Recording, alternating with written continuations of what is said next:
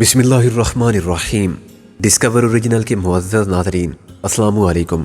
اب کس نمبر 452 ملاحظہ فرمائیں۔ درگاہ سمندر کے بیچ میں واقع تھی اور یہ بڑا دلکش نظارہ تھا۔ میں نے درگاہ کی جانب بڑھنے والوں سے الگ ہو کے دیکھا تو میرا دل مایوسی کا شکار ہونے لگا۔ اس ہجوم میں اور اتنے وسیع علاقے میں رابعہ کو میں کیسے تلاش کروں گا؟ شاید یہی غالب بھی سوچ رہا تھا کہ وہ سب کیسے ملیں گے جن کو یہاں پہنچنا تھا۔ ناظور محسن کے علاوہ دوست محمد کی ٹیم نے بھی جمعرات کی شام کو حاجی علی کی درگاہ پر ملنے کی بات کی تھی۔ بائیں ہاتھ پر مجھے ایک بہت شاندار مسجد نظر آ رہی تھی۔ اس کے سامنے وہ بازار تھا جس کی ساری رونق زائرین کے دم سے تھی۔ ان میں سے ایک دکان پھلوں کے جوس کی تھی جس کے سامنے ہم کھڑے ہوئے تھے۔ کیا خیال ہے، اس سے پوچھیں؟ غالب نے کہا۔ یہ کیا بتائے گا؟ میں نے کہا یہ حاجی صاحب پاکستانی ہے اور سوات کا رہنے والا ہے۔ غالب نے کہا ابھی میں نے 2 افراد کو اس سے باتیں کرتے سنا ہے، وہ دونوں بھی پاکستان سے آئے ہوئے تھے۔ حاجی بڑے اتفاق سے ملا تھا، چل مل لیتے ہیں ہم بھی۔ میں نے کہا آدمی نیک لگتا ہے، کیا پتہ کچھ مدد کر دے۔ کیا خیال ہے تیرا؟ ہم اسے بتا دیں کہ ہم کس کی تلاش میں ہیں، ہمارا نام کیا ہے اور ان کا کیا ہے۔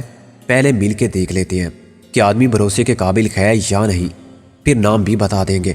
اور نام کے سلسلے میں آپ یہ بار بار کیوں بھول جاتے ہیں کہ میں فقیر چند نہیں ہوں؟ ہر جگہ امیر چند، فقیر چند، ول دمڑی لال۔ میں نے سر پر ہاتھ مارا۔ یار یہ تو بڑی بھول ہو گئی تھی مجھ سے۔ اللہ کا شکر ہے کہ ابھی تک کسی نے ثبوت نہیں مانگا۔ دراصل محسن کے ساتھ رہ کے یہ نام ایسا زبان پر چڑھا کہ اب بے خیالی میں منہ سے نکل جاتا ہے مسٹر چارلی۔ ایسے تو کسی جگہ پھنس جائیں گے۔ پرانے نام کی جگہ نئے نام ہی استعمال کرنے چاہیے سب کو، اس کے بغیر عادت نہیں پڑے گی۔ مجھے اتنا مت ڈانٹو، تم خود بھی نازوں کو لیزا نہیں کہتے۔ میں نے کہا جب میں بحری جہاز پر اس کے ساتھ تھا تو کسی کے سامنے کیا تنہائی میں بھی ایک دوسرے کا اصل نام لینے کی غلطی نہیں کی، نہ اس نے نہ میں نے۔ یہ ایک پوائنٹ آف آرڈر ہے۔ تنہائی کب، کہاں اور کیسے میسر آئی تھی، اور اس تنہائی کا مصرف۔ تنہائی میں ہم عشق کرتے تھے اور وہ سب کرتے تھے جو عشق میں ہوتا ہے یا نہیں ہوتا۔ غالب نے بھنا کے کہا تمہیں کیا؟ ہاں بھائی ہمیں کیا، میں نے سر دھا بھر کے کہا۔ تم دونوں کمر بستہ ہو ہماری ناک کٹوانے پر۔ غالب نے مجھے حاجی صاحب کی دکان کی طرف کھینچ لیا۔ ان کی دکان کے مشروبات زائرین میں خاصے مقبول نظر آتے تھے۔ اپنے وطن میں بھی ہم نے انار، سیب، اورنج یا گنے کا جوس اکثر پیا تھا، مگر حاجی صاحب جوس ایکسپرٹ تھے اور مختلف اقسام کے جوس کی کاکٹیل بڑے کمال سے بناتے تھے۔ 1، 2 یا 3 پھلوں کا جوس ملا کے یا ان کے تناسب میں کمی بیشی کر کے وہ ایک نیا ذائقہ پیدا کر لیتے تھے۔ ہم جیسے نا تجربہ کار کے لیے یہ طے کرنا مشکل ہو گیا کہ ترجیح دیں تو کس کاکٹیل کو۔ بلاخر ہم نے فیصلہ آرڈر لینے والے چھوکرے پر چھوڑا۔ فیصلہ تمہارے اس نے انتخاب پر چھوڑا نور چشم۔ نور چشم کوئی ڈرنک نہیں ہے، چھوکرے نے ٹرے بجاتے ہوئے کہا۔ ابھی جلدی بولو، اسپیشل لاوے؟ واہ واہ، ایک دم اسپیشل لاؤ۔ میں نے کہا چھوکرا ہماری فارسی امیز اردو نہیں سمجھا تھا، مگر اس جملے پر حاجی صاحب نے پلٹ کر دیکھا اور ہمارے قریب آ گئے۔ ماشاء اللہ سے اتنی اچھی اردو سنا، مگر لکھنؤ کے تو نہیں لگتے ہو آپ۔ انہوں نے ہمیں بغور ملاحظہ فرما کے کہا آپ تو مجھے پاکستانی لگتے ہیں حاجی صاحب۔ میں نے کہا حاجی صاحب کا چہرہ کھل اٹھا۔ الحمدللہ سے ہم پاکستانی ہیں، لہجہ بتاتا ہے کہ آپ سوات یا گلگت سے تعلق رکھتے ہیں۔ غالب نے کہا حاجی صاحب ہماری چالاکی کو کیسے سمجھ سکتے تھے کہ یہ تمام معلومات تو ہمیں ابھی ابھی حاصل ہوئی ہیں۔ سچ بولے آپ سبحان اللہ سے، وہ ہمارے پاس بیٹھ گئے، لیکن ابھی بس ادھر کا ہو گئے جو ہمارا اللہ کو منظور۔ آپ مستقل یہاں آ گئے ہیں کیوں حاجی صاحب؟ کیا وطن سے اچھی جگہ ہے جی؟ پاکستان اتنی خراب جگہ ہے؟ استغفر اللہ سے ایسا مت بولو۔ انہوں نے کانوں کو ہاتھ لگا کے کہا پاکستان پر ہمارا جان قربان، 100 بار 1000 بار قربان۔ اپنا وطن کا کتا بھی عزیز ہم کو، لیکن ہم ادھر سے کیسے جاوے؟ اتنا سال ہو گیا بچہ لوگ ادھر بڑا ہوا، اپنا سوات جاتا ہے کبھی تو دیکھتا ہے، اپنا لوگ کوئی نہیں، سب باہر چلا گیا یا مر گیا۔ نیا لوگ ہم کو نہیں پہچانتے، بڑا افسوس ہوتا ہے ان کا حالت دیکھ کر۔ ابھی تک غریب ہے اور جاہل ہے، چھوٹا چھوٹا بات پر قتل کرتا ہے، دشمنی کرتا ہے باپ کے بعد بیٹا، پھر اس کا بیٹا۔ ہمارا دل بہت دکھی ہوتا ہے۔ آپ پاکستان سے آئے ہو؟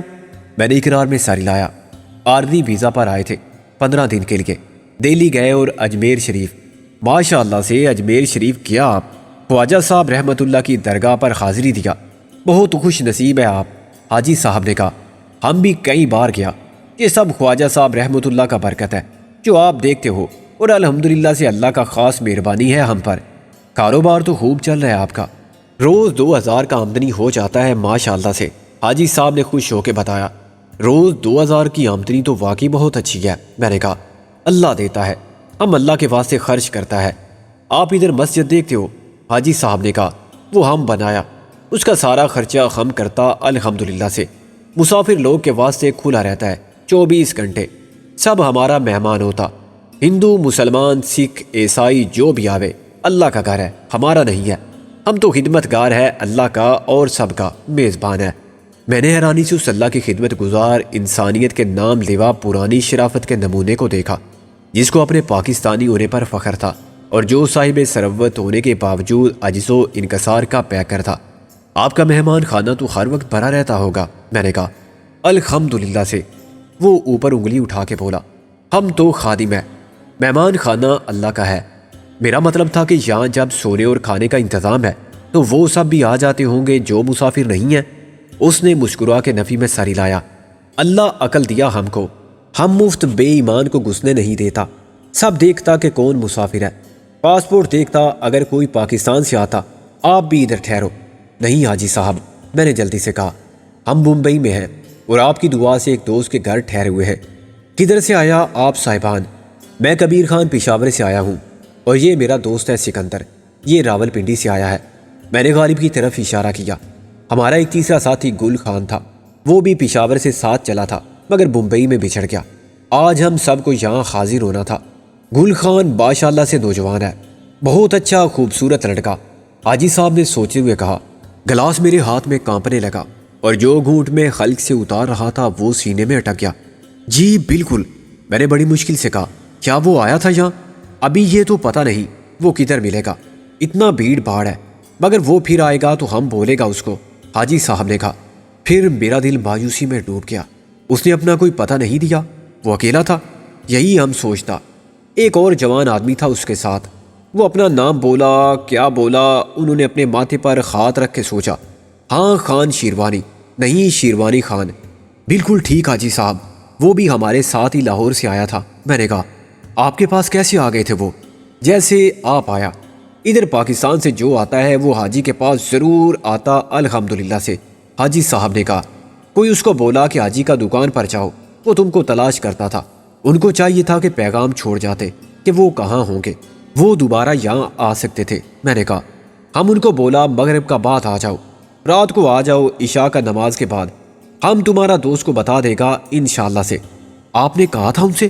غالب خوش ہو کے بولا، اس کا مطلب تو یہ ہے کہ وہ ہجوم میں نہ ملے تو یہاں ضرور مل جائیں گے، آپ انہیں ادھر ہی روک لیں، آپ کی بڑی مہربانی ہوگی۔ مہربانی کیسا بھائی، ہم خادم ہیں۔ وہ سینے پر ہاتھ رکھ کے بولا، حاجی صاحب کیا انہوں نے ہمارا نام بتایا تھا آپ کو؟ میں نے کہا تمہارا نام بولا کبیر خان، اس کا نام نہیں بولا۔ حاجی صاحب نے غالب کی طرف اشارہ کیا۔ میں نے اللہ کا شکر ادا کیا میرے منہ سے غلط نام نہیں نکلا تھا اور محسن نے وہی نام لیا جو غیر معروف تھا۔ ایک بار پھر میں نے اسے اپنے اور محسن کے خیالات کی ہم آہنگی اور سوچ کی یکسانیت کا کمال سمجھا۔ ایسے لاتعداد مواقع ہمارے حساب میں تھے جب اس نے اور میں نے الگ الگ ہونے کے باوجود ایک ہی لاہ عمل اختیار کیا، ایک سے نتائج اخذ کیے اور ایک نے وہی کیا جو دوسرا کرتا۔ یہ پیدائش کے دن سے اب تک کی دوستی اور ذہنی رفاقت کا کرشمہ تھا۔ من تو شدم تو من شدی۔ پہلے میرے خیال تھا کہ میں حاجی صاحب کو للی کے گھر کا فون نمبر دے دوں گا، لیکن اب اس کی ضرورت نہیں رہی تھی۔ ویسے بھی للی کو ہم نے رات کہیں اور گزارنے کا مشورہ دیا تھا۔ محسن اگر فون کرتا تو اسے کوئی جواب ہی نہ ملتا، تاہم اس فون نمبر کی مدد سے وہ ہمیں ممبئی میں تلاش کر سکتا تھا۔ بلا شبہ اللہ کی حاجی صاحب پر خاصی مہربانی تھی کہ اسے ہر نیکی کرنے کی توفیق دی تھی۔ مسجد تو کوئی بھی پیسے والا کھڑی کر دیتا ہے، مگر وہ اللہ کا خدمت گزار اور اس کی مخلوق کا خادم نہیں بنتا۔ حاجی مسافروں کی خدمت کر رہا تھا اور بلا امتیاز کر رہا تھا۔ وہ بچھڑے ہوئے لوگوں کو ملا رہا تھا اور دیار غیر میں ہم جیسے غریب الوطن لوگوں کو کاکٹیل پلا کے خوش کر رہا تھا اور شرافت سکھا رہا تھا اور انسانیت کا درس دے رہا تھا۔ اتنی ساری نیکیاں اور اتنے بہت سے لوگوں کی دعائیں سمیٹنے والے کے بارے میں کون شک کر سکتا تھا کہ وہ جنتی نہیں ہے؟ حسب توقع حاجی صاحب نے ہم سے اسپیشل جوس کے پیسے نہیں لیے، اس کا ذائقہ مجھے آج بھی یاد ہے۔ میں نے حاجی صاحب سے پوچھ لیا ہوتا کہ انہوں نے اس میں کتنے پھلوں کا جوس کس تناسب سے شامل کیا تھا تو شاید کبھی زندگی میں پھر میں خود وہ کاکٹیل تیار کرتا اور اس جنتی مشروب کے ذائقے سے پھر لطف اندوز ہوتا، مگر ایسا نہ ہوا اور اب فقط اس کی یاد باقی ہے۔ باہر آتے ہی میں نے غالب سے ہاتھ ملایا۔ اللہ بہت بڑا مسبب الاسباب ہے، خدا کے بعد تجھے میرا شکر گزار بھی ہونا چاہیے کہ جب تو ہونکوں کی طرح کھڑا ہوا اس مجمع کو گھور رہا تھا تو میں نے حاجی صاحب کی باتیں سن لی تھی۔ غالب نے کہا، یار یہ گل خان والی بات سمجھ میں نہیں آئی، کیوں؟ اتنی ناقص اور ناکارہ ہو گئی ہے تیری سمجھ؟ میں نے کہا، گل زخمی تھی، راتوں رات وہ ٹھیک نہیں ہو سکتی، اتنی صحت مند نہیں ہو سکتی کہ یہاں محسن کے ساتھ آ جاتی۔ غالب نے کہا، وہ نازو ہوگی۔ میں اچھل پڑا اور بے اختیار میں نے غالب کے شانے پر ہاتھ مارا۔ واہ، سبحان اللہ سے کمال کر دیا، ماشاء اللہ سے کیا صحیح تیر چلایا ہے اندھیرے میں عقل کے اندھے نے، اور وہ نشانے پر جا لگا۔ میری ذانت کی داد نہ دینا آپ کی کم ظرفی ہے چیف کیٹو، غالب نے کہا، لیکن نازو مردانہ لباس میں؟ شیر ترمیم کے ساتھ یوں ہوگا غالب، جو میرا حال ہے ایسا تو نہیں وہ کیا جانیے، میں نے اسے کس سال میں دیکھا؟ تو برادر میں اس گلے پیرہن کو ہر انداز میں دیکھ چکا ہوں، اس کے غلط معنی لیے جائیں تو اکرام شیخ تجھے شہید الفت کر سکتا ہے۔ میں نے کہا، جو غلط معنی نکالے میں اسے پہلے جہنم رسید نہ کرا دوں؟ غالب نے بگڑ کے کہا، نازو کے ہاتھوں وہ مردانہ لباس جہاز پر بھی پہنتی رہی ہے، میرے ساتھ اس نے بھی جہاز کے اندر گھوم پھر کے سب معلوم کیا تھا کہ کون سی چیز کہاں ہے۔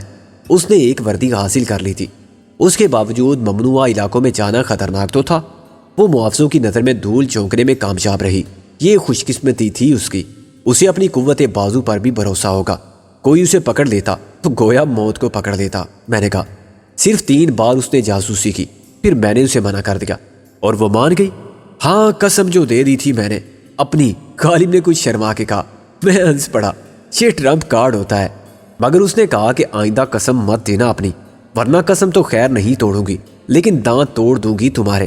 غالب نے خفت سے کہا، استغفر اللہ سے، ابھی بھی وقت ہے مرزا، باز آ جا اس کے عشق سے، ورنہ ہنی مون ختم ہونے سے پہلے وہ تیرے جسم کے سارے قابل شکست حصے توڑ پھوڑ دے گی اور تجھے اسٹریچر پر ڈال کے نمونے کے طور پر ساتھ لیے پھرے گی کہ دیکھو یہ ہے وہ ناقص العقل جس نے میرا شوہر بننا قبول کیا تھا۔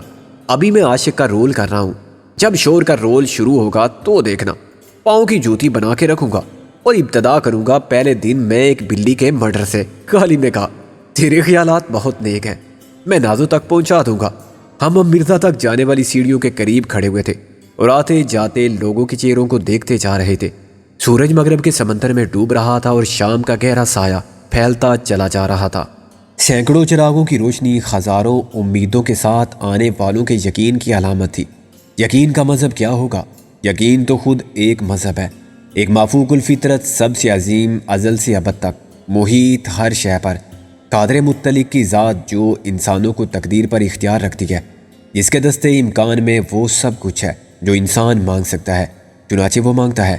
کیا خیال ہے ہم بھی اندر چلیں، فاتحہ کے لیے ہاتھ ہی اٹھا لیں اور کوئی دعا ہی مانگ لے؟ میں نے کہا، ہاں دعائیں تو بہت سی مانگی جا سکتی ہیں، میں صرف ایک دعا مانگوں گا۔ میں نے کہا، میں بھی۔ غالب نے کہا۔ ہم بڑی مشکل سے مزار تک پہنچے، اس پر سبز، سرخ اور سفید رنگ کی گوٹا لگی چادریں طے در طے پڑی تھی اور ڈھیروں گلاب تھے۔ دعا سے فارغ ہو کر میں نے ہجوم کو دیکھا۔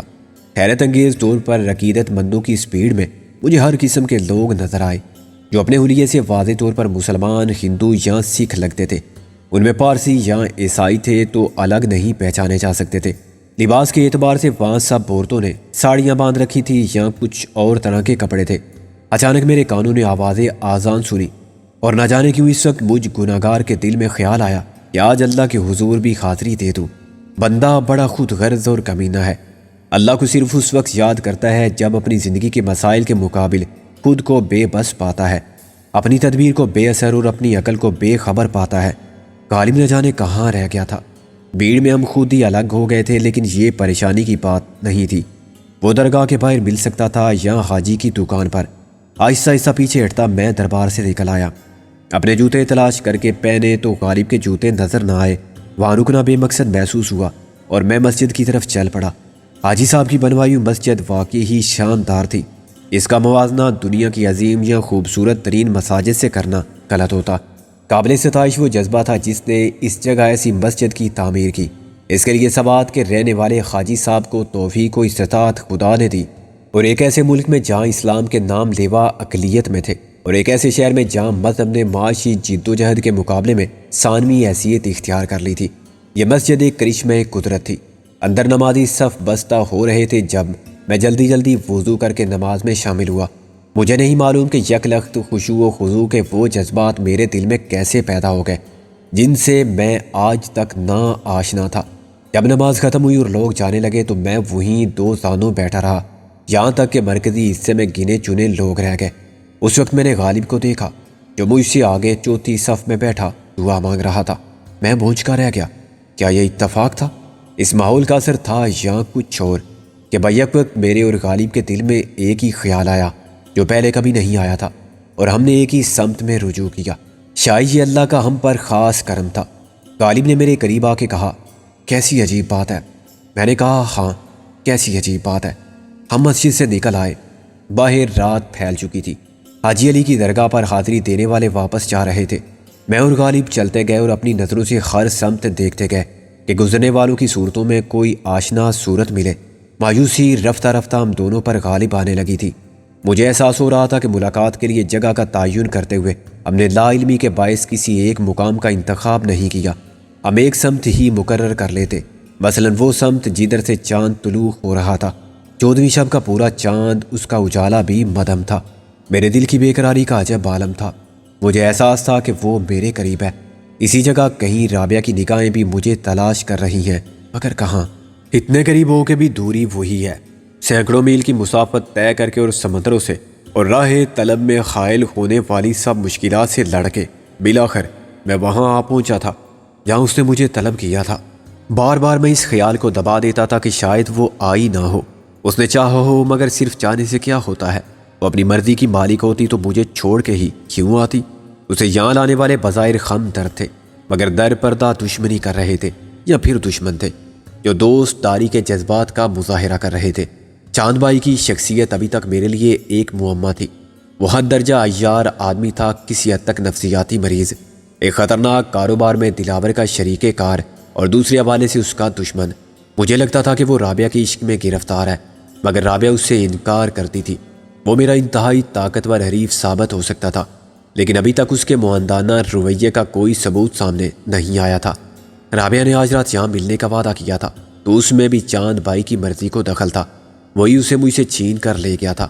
رابعہ کی دلیل یہ تھی کہ یہ سب میرے فائدے کے لیے ہے، لیکن میرے جذبات کے تقاضے ایسے مفادات کے برعکس تھے، اور میں ابھی تک یہ سمجھنے سے قاصر تھا کہ رابعہ کا مجھ سے دور اور چاند بھائی کی حفاظت میں رہنا کس طرح میرے یا رابعہ کے مفاد میں ہو سکتا ہے۔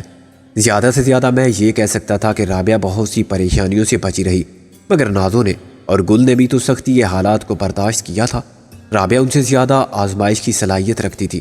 تیرا کیا اب بھی یہی خیال ہے کہ وہ ملے گی؟ غالب نے کہا، ہاں، جب اس نے وعدہ کیا تھا۔ وہ اپنا وعدہ پورا کرنے کے لیے آزاد نہیں ہے۔ کیا یہ بات وہ نہیں جانتی تھی؟ میں نے کہا، کیا ضرورت تھی پھر اسے وعدہ کرنے کی؟ اس نے چاند بھائی پر اعتبار کیا ہوگا۔ چاند بھائی نے کہا ہوگا کہ میں تم کو وہاں پہنچانے کی ذمہ داری قبول کرتا ہوں۔ بعد میں اس کی نیت بدل گئی، کسی اور وجہ سے یہ ممکن نہ رہا، تو رابعہ کیا کر سکتی ہے؟ ممکن ہے شروع ہی سے اس نے جھوٹ بولا ہو۔ غالب نے کہا، وہ آئے گی۔ میں نے برہم ہو کے اور چلا کے کہا، اسے آنا پڑے گا، نہیں آئے گی تو کیا؟ غالب نے کہا، تو کچھ نہیں۔ میں نے گہری سانس لے کر مایوسی سے کہا، ہم انتظار کریں گے اور قیامت تک کریں گے۔ خدا کرے قیامت ہو اور تو آئے۔ چلتے چلتے ہم کئی میل کا فاصلہ طے کر چکے تھے اور حاجی علی کی درگاہ کے پیچھے پہنچ چکے تھے۔ واپس جانے والے اب بھی وہاں سے گزر رہے تھے، اور بیل پوری، چائے اور ٹھنڈی بوتل والے ہر طرف شور مچاتے پھر رہے تھے۔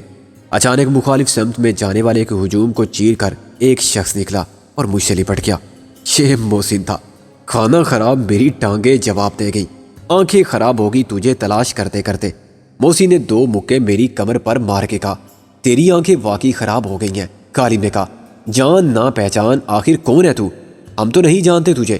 اب محسن نے پلٹ کر اسے دیکھا۔ ابے تو شاعر کی دم، مجنوں کی اولاد، صافی کے گھوڑے۔ وہ مجھے چھوڑ کے غالب کو چمٹ گیا اور وہ ایک دوسرے کو دبانے اور مکے مارنے لگے۔ ان کے درمیان زیادہ ناقابل اشاعت گالیوں کا تبادلہ بھی دیر تک جاری رہا۔ بالآخر میں نے انہیں الگ کیا۔ بس کرو یار، یہ کیا دیوانگی ہے، لوگ دیکھ رہے ہیں۔ میں نے کہا، لوگوں کی؟ غالب نے کہا، ان کو کیا معلوم کہ یہاں ہم کیسے اکٹھے ہوئے ہیں۔ میں تو سمجھا تھا کہ تو ہو گیا غرق۔ محسن نے کہا ہمیں یہ تو ایک چھوٹا سا سمندر تھا، میں بحر دقیانوس کو تیر کے پار کر لیتا اور بحر ظلمات میں گھوڑے دوڑا کے آتا، تیرا بیڑا غرق نہیں ہوا۔ غالب بولا گل اور نازو کہاں ہیں؟ میں نے کہا گل کے بارے میں اور تیرے بارے میں تو حاجی صاحب نے بتا دیا تھا، تم لوگ مل چکے ان سے؟ محسن بولا میں نے ایسے نام بتائے تھے کہ تمہیں اندازہ کرنے میں دشواری نہ ہو۔ حاجی صاحب کے پاس جانے کا خیال کیسے آ گیا تمہیں؟ مل گیا تھا ایک اللہ کا نیک دل بندہ، اس نے مجھ سے پوچھا کہ حاجی صاحب کی دکان کہاں ہے۔ میں نے کہا کہ کون حاجی؟ یہاں نہ جانے کتنے حاجی ہوں گے۔ وہ کہنے لگا کہ حاجی صاحب سوات والے جن کی یہاں جوس کی مشہور دکان ہے۔ بعد میں مجھے خیال آیا کہ یہ تو اپنا ہم وطن حاجی صاحب ہماری مدد کر سکتا ہے۔ میں نازو کے ساتھ گیا، وہ بڑا فرشتہ صفت آدمی ثابت ہوا۔ کمال ہے، یہی سوچ کے تو ہم بھی گئے تھے۔ غالب نے کہا یہ بتا گل کا کیا حال ہے؟ میں نے کہا وہ بالکل ٹھیک ہے۔ محسن نے کہا اور نازو؟ وہ تیرے ساتھ تھی تو اب کہاں ہے؟ غالب نے کہا وہ چلی گئی واپس اسی 5 اسٹار ہوٹل میں جہاں ہم ٹھہرے ہوئے ہیں۔ محسن بولا 5 اسٹار ہوٹل یہاں؟ محسن ہنسا ایک پرانا شکستہ جہاز کا ڈھانچہ ہے، ہم نے سمجھا کہ یہاں کون ہوگا، ہوئے تو بھوت ہوں گے یا چمگادڑیں ہوں گی، لیکن پیارے بھیا ممبئی میں تو ویرانے بھی نہیں چھوڑے انسانوں نے، شمشان اور قبرستان تک نہیں چھوڑے جہاں پر بھوت رہ سکے۔ اس میں بھی ایک نہیں 4 خاندان آباد تھے، بڑے ٹھاٹ سے رہتے ہیں اور بہت خوش ہیں کہ ساحل سمندر پر ایسی رہائش گاہ ملی، وہ بھی بالکل مفت۔ یہاں موت بھی نہیں ملتی، فی خاندان 500 روپے ادا کرتے ہیں کسی کو۔ محسن نے کہا ایک خاندان نے ہمیں عارضی رہائش کے لیے ایک کوریڈور میں جگہ دے دی، اس کے 500 دیے، مگر وہ بہت محفوظ جگہ ہے۔ صبح میں ایک ڈاکٹر کو لے گیا تھا، اس نے کوئی جادو اثر دوا دی زخموں پر لگانے کے لیے اور کھانے کے لیے۔ بعد میں میزبان فیملی کی کوئی رحم دل خاتون حاجی علی کی درگاہ کی پٹی گول کر لے آئی کہ یہ پیو اور اس کو زخموں پر لگاؤ، اور اب میں نازو یا گل میں سے کسی کو قائل نہیں کر سکتا کہ یہ حاجی علی کی کرامات نہیں ہے۔ ہمیں 2 گھنٹے ہو گئے بھٹکتے ہوئے، رابعہ نہیں ملی؟ میں نے نفی میں سر ہلایا، ابھی تک تو نہیں ملی، یہ بھی معلوم نہیں کہ ملی تو کہاں ملے گی اور کب ملے گی، ملے گی بھی یا نہیں ملے گی یار، مایوس مت ہو۔ غالب نے کہا جب تک وہ ملے گی نہیں ہم یہاں سے نہیں جائیں گے۔ تلاش تو میں بھی کر رہا تھا، لیکن مسئلہ وہی ہے کہ اس پورے جزیرے پر کوئی ایک جگہ ہوتی تو ہم وہاں چلے جاتے۔ اس نے درگاہ کہا تھا۔ میں نے کہا درگاہ سے لوگ واپس جا رہے ہیں۔ محسن بولا اور درگاہ بھی چھوٹی جگہ تو نہیں ہے، اس کے آگے پیچھے خیر ہم ہر طرف نگاہ رکھیں گے، یہ ہو سکتا ہے کہ وہ دیر سے آئے جب یہ بھیڑ ختم ہو جائے۔ غالب نے کہا یہ مشکل تو اسے بھی ہوگی کہ کہاں دیکھے، یار وہ اکیلی تو نہیں آ سکتی، وہ خبیث چاند بھائی ضرور اس کے ساتھ ہوگا۔ میں نے کہا مردود خدائی فوجدار زبردستی رابعہ کا باپ بنا ہوا ہے، اس کے دوسرے حکم کے غلام بھی ساتھ آ سکتے ہیں، ہمارا کیا نقصان ہے اس میں؟ یہ ہو سکتا ہے کہ ہم انہیں نہ دیکھ پائیں مگر وہ ہمیں تلاش کر لیں۔ غالب نے کہا اس بار کچھ بھی ہو جائے، بس ایک بار مل جائے تو پھر ایسی کی تیسی چاند بھائی کی، یا وہ نہیں یا میں نہیں، میں رابعہ کو واپس نہیں جانے دوں گا۔ میں نے کہا خواہ مخواہ اپنا خون مت چلا، ابھی تک چاند بھائی نے کوئی دشمنی نہیں کی ہے ہمارے ساتھ۔ محسن بولا وہ دوست اور مددگار ہی رہا ہے، نہیں چاہیے مجھے اس کی دوستی اور مدد۔ میں نے چلا کے کہا میں نے بتا دیا ہے کہ رابعہ ہمارے ساتھ رہے گی اور تم دونوں بھی جاؤ جہنم میں، اگر رابعہ ساتھ نہیں ہوگی تو میں نہیں جاؤں گا تمہارے ساتھ۔ اچھا یہ مت سمجھ کہ ہم تیرے مقابلے میں چاند بھائی کی حمایت کر رہے ہیں۔ محسن نے کہا میرے ذہن میں ایک اسکیم ہے، ہم ایک ساتھ رہنے کی بجائے الگ الگ ہو جاتے ہیں، چاروں طرف دیکھتے رہیں گے، ایک طرف میں، دوسری طرف غالب، تیسری جانب نازو اور چوتھی طرف آپ خود۔ لیکن نازو ہے کہاں؟ غالب نے کہا اور ہمارا آپس میں رابطہ کیسے رہے گا؟ میں نے کہا نازو بس آتی ہی ہوگی، وہ ایک چیز لینے گئی تھی جو ہم نے $300 میں خریدی تھی، اس خیال سے کہ کام آئے گی۔ ایک شخص چوری چھپے بڑے مشکوک انداز میں بیچ رہا تھا۔ محسن نے کہا ایسی کیا چیز ہے؟ 2 واکی ٹاکی ہیں، بہت چھوٹے ٹیلی فون ریسیور جتنے، 5 کلومیٹر کی رینج ہے۔ محسن نے کہا پنسل ٹارچ سیل سے چلتے ہیں، کہاں آئے گی وہ؟ محسن ہنسا ابے مجنون، باطن کی آنکھ سے نہیں ظاہر کی آنکھ سے دیکھ۔ اچانک میں نے بھی نازو کو دیکھ لیا، ہم چلتے چلتے پھر ان دکانوں کی قطار تک آ گئے تھے جن کے آخر میں حاجی صاحب کا جوس سینٹر تھا۔ نازو بڑے اطمینان سے ایک کھمبے کے ساتھ ٹیک لگائے کھڑی ہوئی تھی اور ہم اس سے بہت کم فاصلے پر 10 منٹ سے باتیں کر رہے تھے۔ یقیناً ہماری نظر نے کئی بار بجلی کے کھمبے کو اور اس کے نیچے واسکٹ قمیص اور پتلون میں ملبوس دبلے پتلے شخص کو دیکھا ہوگا، مگر کسی نے بھی اسے غور سے نہیں دیکھا تھا۔ ہم سب ذہنی طور پر نازو کی سلیے میں قبول کرنے کے لیے تیار نہ تھے، اور ہمارے خیالات کا محور بھی رابعہ کی ذات تھی۔ چنانچہ نازو کو روشنی میں ہونے کے باوجود کسی نے نہیں پہچانا۔ غالب سخت خفیف ہو کے اس کی طرف بڑھا۔ نازو، کون ہے بے تو؟ نازو نے غرا کے کہا اور ایک دم آگے آئی۔ ابے یار، یہاں بھی؟ غالب بے اختیار پیچھے ہٹ گیا۔ یہ کوئی جگہ ہے بدماشی جتانے کی؟ کس کو بولا بدماش؟ نازو اور آگے آ گئی۔ میں فوراً درمیان میں آ گیا۔ بھائی نازو، معاف کر دو اسے بھی اور ہمیں بھی، ہم سب دھوکہ کھا گئے۔ نازو ہنسنے لگی۔ خوب نظر ہے آپ دونوں کی، پتہ نہیں کتنی بار دیکھا ہوگا مجھے، ایسے ہی دیکھ رہے ہوں گے آپ بھی رابعہ باجی کو۔ تم وہ لائی ہو؟ موسی نے کہا۔ 2 واقی ٹاکی ہیں تو 4 افراد کے درمیان رابطہ کیسے رہے گا؟ میں نے کہا۔ اس مسئلے کا ایک آسان حل ہے، غالب نے کہا۔ ایک مجھے اور نازو کو دے دو، دوسرا تم اور محسن رکھو۔ محسن ہنس پڑا۔ تمہیں واقی ٹاکی کی کیا ضرورت ہے؟ یہ بھی کچھ غلط نہیں کہا آپ نے، غالب بولا۔ ہم واک بھی کر سکتے ہیں اور ٹاک بھی۔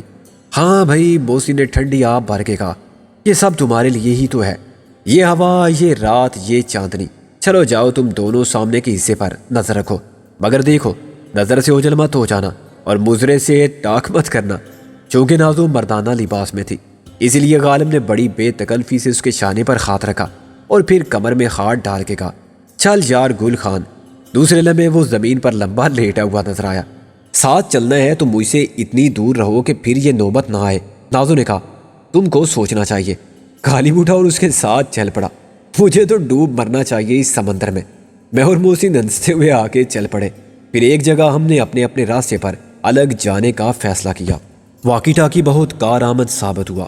میں اور محسن اطمینان سے باتیں کرتے رہے۔ کسی بھی جگہ ہمارے درمیان یہ فاصلہ 1 کلومیٹر سے زیادہ نہیں ہوا۔ میری نظر درگاہ کے قرب و جوار میں ہر شخص پر تھی۔ رات کے ساتھ ساتھ رونق کم ہوتی جا رہی تھی اور درگاہ سے نکلنے والے لوگ بہت کم رہ گئے تھے۔ مجھے بالکل اندازہ نہیں ہوا ان 2 افراد نے کہاں سے اور کب میرا تعاقب شروع کیا۔ وہ تو اچانک میرے دائیں بائیں آ گئے اور پھر مجھ سے قدم ملا کے چلنے لگے۔